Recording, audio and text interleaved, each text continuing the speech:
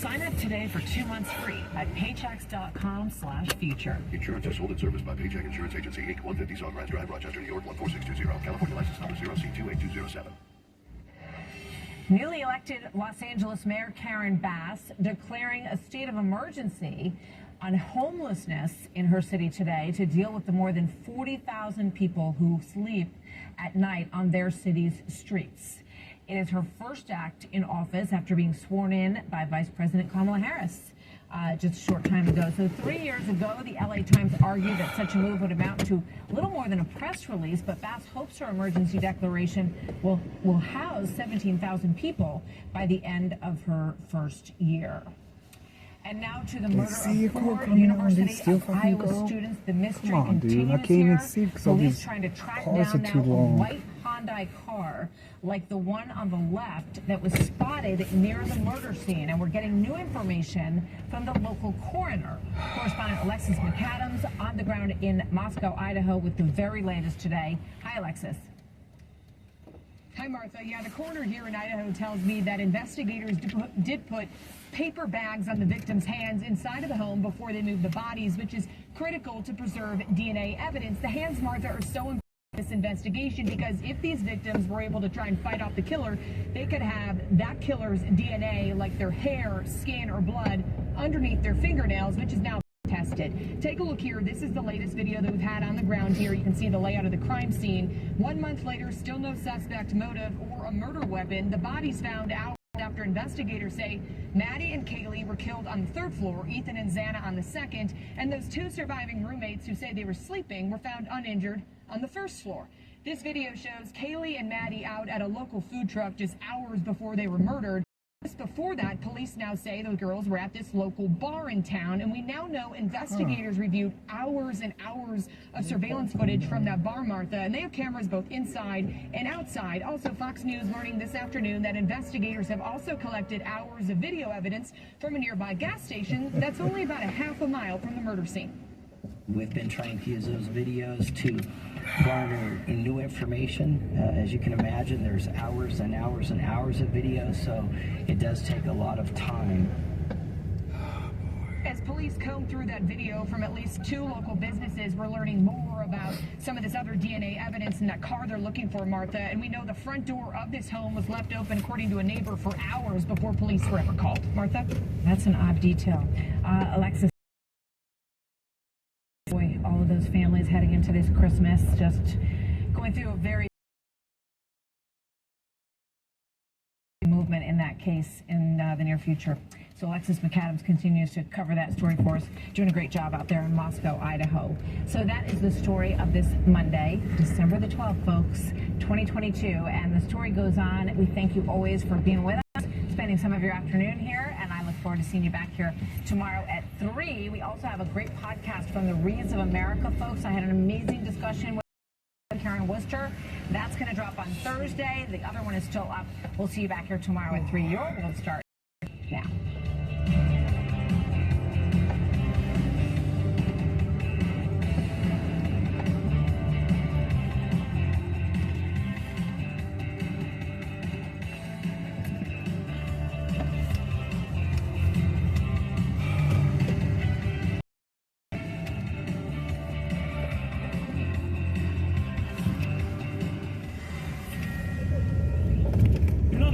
The pace is picking up. Migrants streaming in with the end of Title 42 closing in. The head of Border Patrol reporting more than 16 encounters in just 2 days.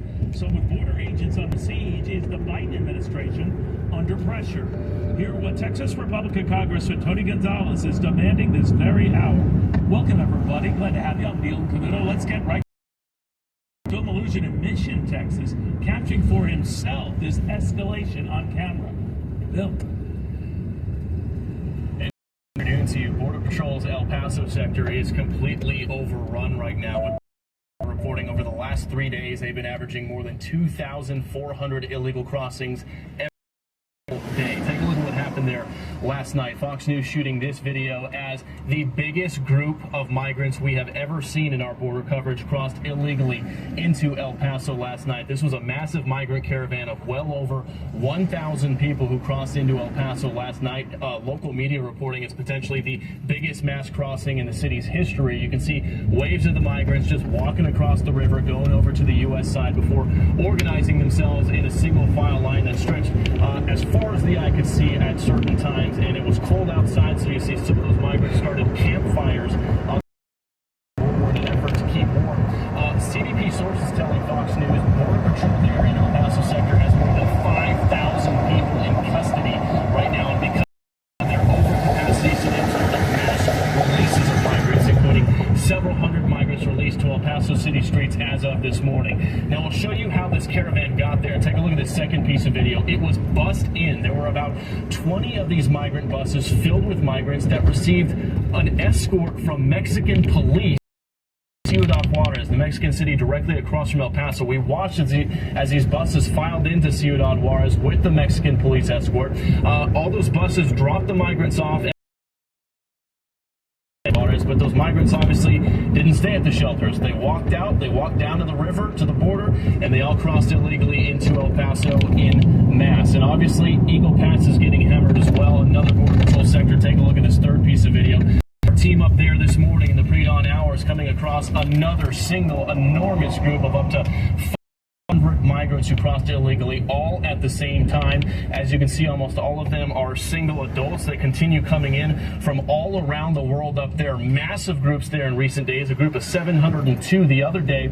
And take a look at what it's doing to Border Patrol infrastructure. Last piece of video we'd like to show you. Take a look at this. Our drone team was up over a Border Patrol tent processing facility over the weekend in 1,000 people, and as you can see over the weekend, it already started overflowing with migrants waiting to line up outside. Some Border Patrol vans not able to unload people quickly enough. And keep in mind, all this video you're looking at happening with Title 42 still in place. And back out here live, Neil, you mentioned it off the top. The numbers right now absolutely stunning, not just for the month of December, but for the fact that 42 still is in place. 16,000 illegal in just 2 days. That is an average of 8,000 per day, and DHS's worst projections show once Title 42 drops, that could be up to 18,000 illegal crossings per day. So we could potentially be looking at a doubling of our current situation once Title 42 goes away. We'll send it back to you. Yeah, you're right to point out, though, I mean, that hasn't formally dropped yet. Now, we do know the administration has apparently earmarked $3 billion to deal with this ahead of the fact. Do we know where that $3 billion is going? We know where some of it's going. They've asked for more than $900 million to go to FEMA for their emergency and shelter assistance program. And what does that mean? It means they're planning to mass release a lot of people, NGOs, with that money, with that program. So the fact that they're asking for more than $900 million just goes to show you that they're expecting across. They're expecting massive amounts of them to be released, and they're expecting a lot of help from NGOs who sometimes take these people in and coordinate their travel. They don't do it for free, right? They want reimbursement from the federal government, and they've set aside, or they're asking $900 million to do that. So it looks like they're planning to put a lot more money into processing and releasing as fast as they can. Yeah, quite a bit of money. To your point, thank you very much, and for your reporting, Bill Mallusion. You're about the only guy doing it right now. Let's go to Congressman Tony Gonzalez, the Texas Republican, kind enough to join us right now. This money and where it's going to be, how it's going to be spent, Congressman, because it certainly doesn't look like a reversal in Title 42 is coming. Will that be enough? It won't. The administration might as well set this money on fire. You know, the city of El Paso, Texas needs to immediately issue an emergency declaration, and we need to put pressure on the administration to take a look at what's happening. You know, when we talk about border security equals national security, that's not just a slogan. You know, former DNI mentioned the Biden administration is jeopardizing national security by using the border as a political ploy. What I'm hearing on the ground is every border agent is in these processing centers, even some from other sectors. So there's no one guarding the border. The threat to American homeland has never been greater. You know, I had a chance, Congressman, to talk to your colleague and friend Henry Cuellar about what type of message is getting out to Mexico and pointing going on in this country. This is from Congressman Cuellar. The president of Guatemala told me personally more than once that they're ready to help, they're ready to do more. They can stop folks from coming in from Guatemala to the southern part of Mexico. That would be greatly a good way to slow down folks from coming in. Are you disturbed, though, Congress, when you read the local press and Mexican papers and Latin American papers, when you go to Guatemala or you go to Ecuador and further south, that there is a sort of consensus building, the green light remains on to come to the United States? But the chances are good you'll get in. Yeah, I mean, I heard just this morning, I heard an interview of somebody who's saying, I'm here in Mexico waiting. I'm waiting for this Title 42 to change, and then I'll be able to cross it. So this is emboldening them, not giving them pause, Congressman, if he's right. Do you agree with that? I do agree with him. And, you know, Congressman Cuellar, I represent border. Together, him and I represent over half of the border, and we've seen this nonstop. I've had the same conversations with the president of Guatemala. Matter of fact, I traveled to the Northern Triangle, visited with leaders of Honduras and El Salvador. This weekend, I went to Mexico. I went to Monterrey, a very technical city, and I sat down. The reality is the Biden administration has caused this problem. In their eyes, this is what success looks like. They wanted this. They've been trying to do away with Title 42 for over a year and a half, and here we are. This is what the Biden administration has caused. The problem is the people that live it are those along the border. It's pure chaos. It's out of a Hollywood movie, if you will. I'll give you some numbers. This weekend there were 600 migrants, over 611 to be exact, that were released into the streets of El Paso. Today it's El Paso. Tomorrow it's your city. I'm just curious, Congressman. I picked your brain on this before, as I had your colleague Cuellar and many others. Why the president doesn't go to the border, either acknowledge what's happening at the border, or state, as he did with our Ducey last week, that there are more pressing issues than the border? What do you make of that? It's bottled well, but I think it comes to the point is this is what they want the entire time. We look at through the lens of, oh my goodness, thousands, 5,000 coming over illegally. We think of it, we conservatives in nature, those that live along the border. For some of the others, the administration in particular, they view it as success. This is, in their eyes, what success looks like over and over. Here you have DHS Secretary Mayorkas visiting El Paso tomorrow. He should be visiting with the family agents that have committed suicide. This is something that shouldn't be partisan. This isn't a political game. There are people's lives at stake. Put the pressure on, but we also have to work in a bipartisan manner, which is why my friend Henry Cuellar. Well, there is a little of that. We need to see a lot more of it, to your point. Congressman Gonzalez, thank you very, very much. Before we go to break here, I just want to draw your attention to what's going on at the corner of Walnut Broad today. We have any advance of the Dow of more than 528 points. Here's the big deal. We're expecting to see a retail inflation report that will show a slowing, I still say a slowing, in the trend of an upward tick in prices. In other words, they still move up. Things not at the level of the producer prices, the level right before us. That also showed a stubborn uptick. But their hope is that the worst is behind us. Separately, there was a New York Fed survey that showed how folks like you and me are feeling, and a good many of us feel this is over. This is as bad as it gets, and it gets better from here. I cannot tell you and stress enough that even with the big losses last week and the heady advances today, to put too much stock in either. These are volatile markets, and right now the concern seems to be just how bad the interest rate situation goes. We're expecting to see the Fed as it in Washington tomorrow. That wraps up Wednesday with a likely interest rates. That won't stop. The hope is it will slow. We shall see. What does not slow are all these leaks and document dumps we're getting out of the likes of Twitter. So much we didn't know that now we're beginning to. And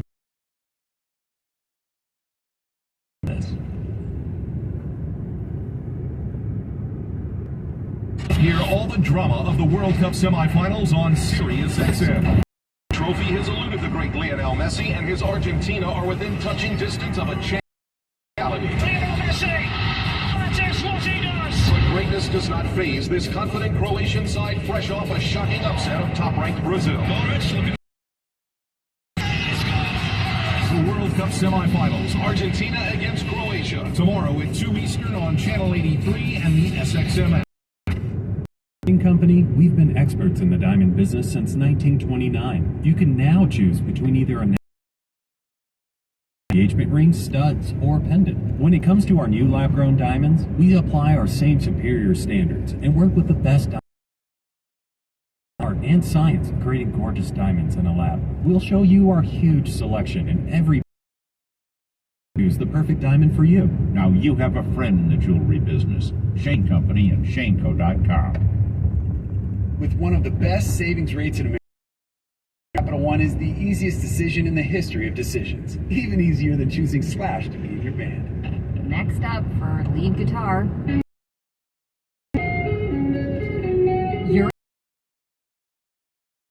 And easier than that. And with no fees or minimums on checking and savings accounts, is it even a decision?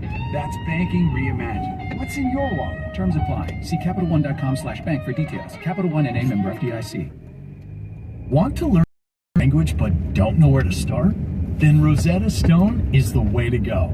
As the years, Rosetta Stone knows what really works when it comes to learning a new language, and will help you feel confident enough to speak it in the real world. Research shows the best way to learn a language is to fully surround yourself with it. That's why Rosetta Stone's dynamic immersion method is to learn language, like how you first learned to speak. You'll learn in a way that feels natural, with no tedious memorization required. Rosetta Stone's True Accent system tells you how well you're speaking each word compared to native speakers. This helps you get your pronunciation just right. Download the award-winning Rosetta Stone app today and start any of our 25 languages. Rosetta Stone, how language is learned. Still looking for that perfect gift? Untuckit is having a huge 25% off sale wide for a limited time only. Untuckit shirts are designed to be worn untucked. They're the easiest way to keep them looking sharp and feeling comfortable. You can't go wrong with a gift of our super soft flannels, wrinkle-free shirts, and cozy sweaters. Don't miss your last chance to save 25% off right now at Untuckit.com or your nearest Untuckit store.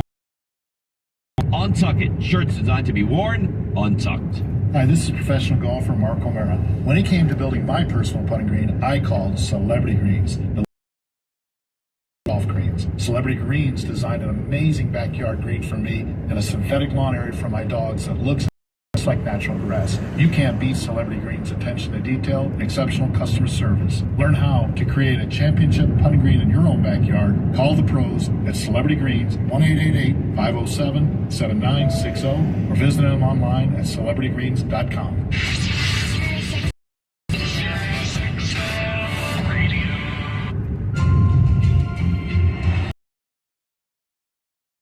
They're not exactly the Pentagon Papers or even the Nixon White House transcripts, but they are dramatic and filled with some surprising developments in and of their own. We are talking about the Twitter files and revelations almost every darn day of what went behind omitting the point of view of so many, and normally those more leaning to the right. Charlie Gasparino has been following them, including the latest such dispatches. Charlie. I mean, the latest dispatches...